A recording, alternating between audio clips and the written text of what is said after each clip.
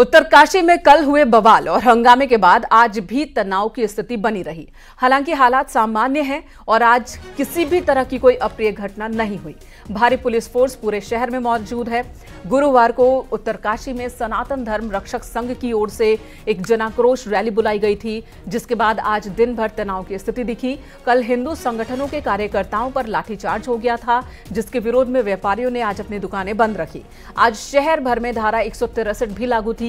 चप्पे चप्पे पर पुलिस की तैनाती रही, जबकि हिंदू संगठनों के विरोध के चलते आज मस्जिद में जुमे की नमाज नहीं पढ़ी गई।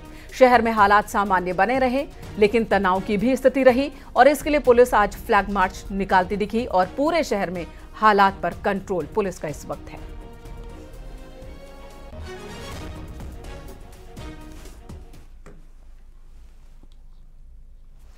जन आक्रोश रैली पर हुए लाठीचार्ज के विरोध में आज बाजार बंद का ऐलान किया गया था, जिसके बाद गंगा और यमुना घाटी में आज सभी दुकानें बंद रहीं और व्यापारियों के साथ स्थानीय लोगों ने भी पुलिस प्रशासन से पथराव और लाठीचार्ज में शामिल लोगों की जांच कराने की मांग की है।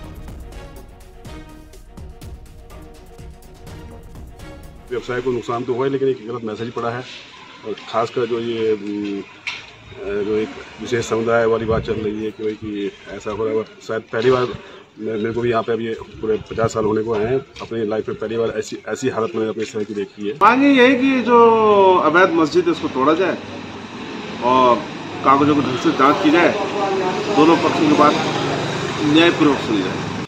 लेकिन आज जो दृश्य सामने आ रहा है वो बड़ा दुखद है। हमारे शांतवादियों में जो बाहरी अराजक तत्व कुछ आए हैं, उनके द्वारा यहाँ का शांत वातावरण जो है प्रभावित किया जा रहा है और ये आने वाले समय, आने वाले भविष्य के लिए जो है खतरे का सूचक है।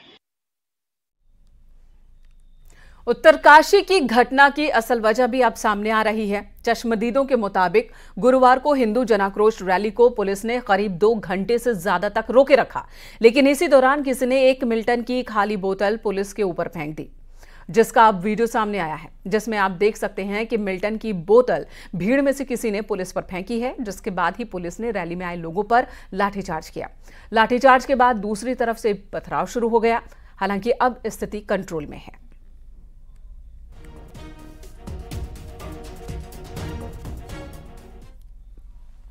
इधर पूर्व मुख्यमंत्री और हरिद्वार सांसद त्रिवेंद्र सिंह रावत ने एक बार फिर उत्तराखंड पुलिस की कार्यशैली पर सवाल खड़े किए। उत्तरकाशी बवाल को उन्होंने पुलिस की नाकामी बताया। लाठीचार्ज को लेकर उन्होंने कहा कि अगर उत्तरकाशी जैसी जगह पर इस तरह की नौबत आ जाती है तो ये किसकी विफलता है। उन्होंने पुलिस को सतर्क रहने की नसीहत दी है। घटना मैंने सोशल मीडिया पर उसको पढ़ा है और इस तरह की घटनाएं न हो, मैं हमेशा कहता रहता हूँ पुलिस को सतर्क रहना चाहिए। ये पुलिस की नाकामी को साबित करता है, जैसा उत्तरकाशी में कल हुआ। लाठीचार्ज भी कल हुआ, गलत हुआ है। उत्तरकाशी जैसी जगहों पर अगर इस तरह की नौबत आ रही है तो क्यों आ रही है, किसकी विफलता है, ये सोचना चाहिए। केदारनाथ उपचुनाव की बात की जाए तो केदारनाथ को लेकर कांग्रेस के अंदर बहुत कुछ चल रहा है। खबर है कि बीजेपी में जिन नेताओं की दाल नहीं गल रही वो अंदर खाने कांग्रेस के संपर्क में है। वहीं हरक सिंह रावत भी अपने मन की बात हाईकमान तक पहुंचा चुके हैं। अब ऐसे में कौन होगा कांग्रेस का उम्मीदवार, नजर इस पर है।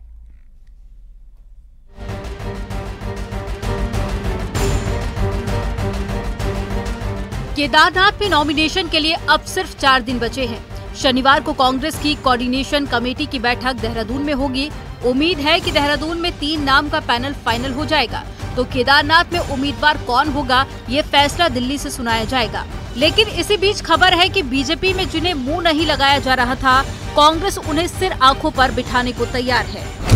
सूत्रों का दावा है कि दिवंगत विधायक शैला रानी रावत की बेटी ऐश्वर्या रावत और 2 बार निर्दलीय चुनाव लड़कर नंबर 2 पर रहे कुलदीप रावत कांग्रेस के संपर्क में हैं।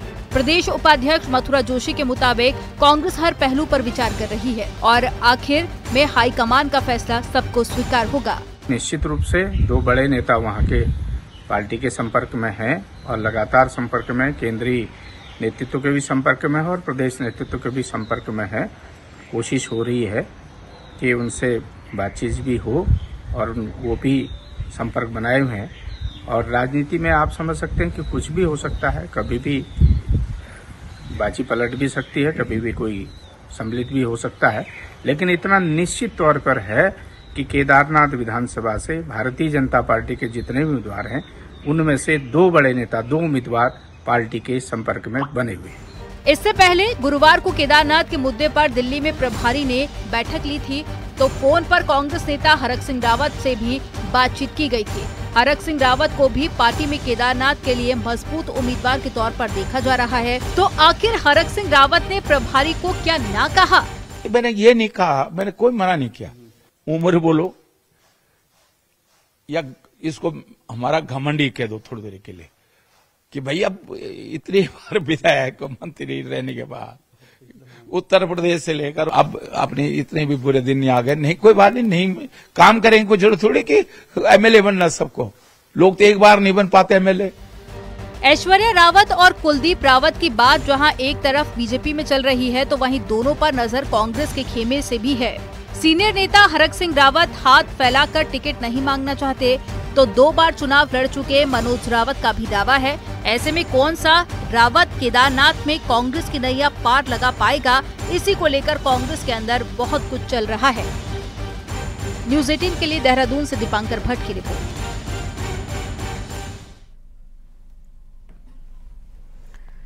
नैनीताल डीएसए मैदान में खेली जा रही ओपन वॉलीबॉल प्रतियोगिता इस बार नैनीताल डीएसबी कॉलेज के नाम रही है। फाइनल मुकाबले में डीएसबी ने भीमताल को 3-1 से हराकर अपने नाम किया है जीत।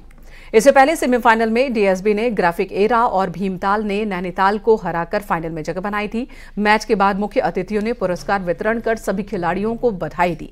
आपको बता दें 8 साल बाद नैनीताल में वॉलीबॉल की प्रतियोगिता आयोजित हुई थी, जिसमें युवाओं को खेल से जोड़ने के साथ ही नशे से दूर रहने के लिए भी संकल्प दिलवाया गया। हमने इस खेल को एक मुहिम के साथ जोड़ा है, नशा विरोधी मुहिम। हम चाहते हैं कि बच्चे खेलों में आगे आएं, खूब अच्छा खेलें और नशे से दूर रहें। यही हमारी पहली मुहिम है। इन दोनों को अगर हम साथ मिलकर आगे चलने में सफल हो गए तो इससे बड़ा प्रयास और शायद ही कोई होगा। आज हर कोई चाहता है कि हमारे बच्चे नशे से दूर रहें। में पूर्व सैनिकों के कल्याण के लिए निगम बना, लेकिन वही निगम अब गले की हड्डी बन चुका है। आउटसोर्स एजेंसी की नौकरी को परमानेंट करने का आदेश सुप्रीम कोर्ट का है, तो प्रक्रिया, पैसे और आरक्षण के पेच में ही पेच है। देखिए ये रिपोर्ट।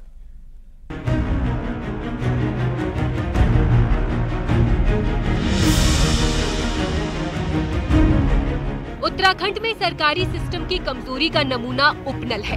उपनल यानी उत्तराखंड पूर्व सैनिक कल्याण निगम लिमिटेड। ये निगम बना तो था पूर्व सैनिकों को रिटायरमेंट के बाद काम चलाने की नौकरी देने के लिए, लेकिन 20 सालों में इस निगम के जरिए 20,000 कर्मचारी काम कर रहे हैं, जिनमें पूर्व सैनिकों के साथ दूसरे बेरोजगार भी हैं। इन्हीं 20,000 कर्मचारियों को रेगुलर करने का ऑर्डर सुप्रीम कोर्ट ने राज्य सरकार को दिया है। अब सरकार के सामने मुश्किल ये है कि या तो सुप्रीम कोर्ट का आदेश माना जाए या फिर सुप्रीम कोर्ट में पुनर्विचार याचिका डाली जाए। सैनिक कल्याण मंत्री गणेश जोशी के मुताबिक सरकार कानूनी सलाह ले रही है, क्योंकि सरकारी नौकरी की बाद में मसला आरक्षण का भी आएगा। फिर कोई हाईकोर्ट चला गया तो क्या होगा? वहीं इस विभाग को देख चुके पूर्व मंत्री हरक सिंह रावत की माने तो ये बातें पहले ही सुप्रीम कोर्ट में रखनी चाहिए थी। विषय ये है कि कल को हमें टेक्निकल दिक्कत ना आए, क्योंकि 2 साल पूर्व तक उसमें आरक्षण का प्रावधान नहीं था और 2 साल पूर्व हमने आरक्षण लागू किया और कल को कोई आरक्षण वाले फिर कोर्ट चले गए कि साहब इसमें हमारा नुकसान हो रहा है, फिर डिसीजन हमारे खिलाफ आएगा, तो उसका हम विधि का परीक्षण करवा रहे हैं। प्रदेश की सरकार या इफ एंड बट कर रही है क्या? उस समय जब माननीय सुप्रीम कोर्ट में ये याचिका चल रही थी, ये मामला चल रहा था, ये सारे तर्क उस समय प्रदेश सरकार को रखने चाहिए थे। आज ये प्रदेश सरकार के लिए अच्छा निर्णय है कि प्रदेश 22-23 कर्मचारियों को रेगुलर कर दिया जाए। पेज सिर्फ आरक्षण का ही नहीं है। रिटायर्ड चीफ सेक्रेटरी और फाइनेंस के जानकार इंदु कुमार पांडे के मुताबिक सैलरी में खर्च का बहुत ज्यादा फर्क नहीं पड़ने वाला, लेकिन उससे बड़े 2 सवाल इस केस में हैं। सवाल ये कि क्या आउटसोर्स की नौकरी में सबको समान अवसर मिला? क्या नौकरी पारदर्शी प्रक्रिया से मिली है? दूसरा ये कि आरक्षण को कैसे लागू किया जाएगा। इंदु कुमार पांडे के मुताबिक उपनल आज पूर्व सैनिकों के बजाय मिक्स व्यवस्था बन गई है। वहाँ सुप्रीम कोर्ट का आदेश लागू करना चुनौती है। दो प्रश्न आते हैं इसमें। एक तो पारदर्शी प्रक्रिया को ये वायलेट करता है कि नहीं करता है। दूसरी चीज एक इशू इम्पोर्टेंट है, वो भी संवैधानिक है कि आरक्षण का इशू आता है। अब ये बड़ी एक मिक्स सी व्यवस्था हो गई है कि और उपनल की शुरुआत में जहां तक मुझे याद है ये था कि जो पूर्व सैनिक हैं, क्योंकि उनके कल्याण के लिए निगम है, तो उन्हीं को रखा जाए।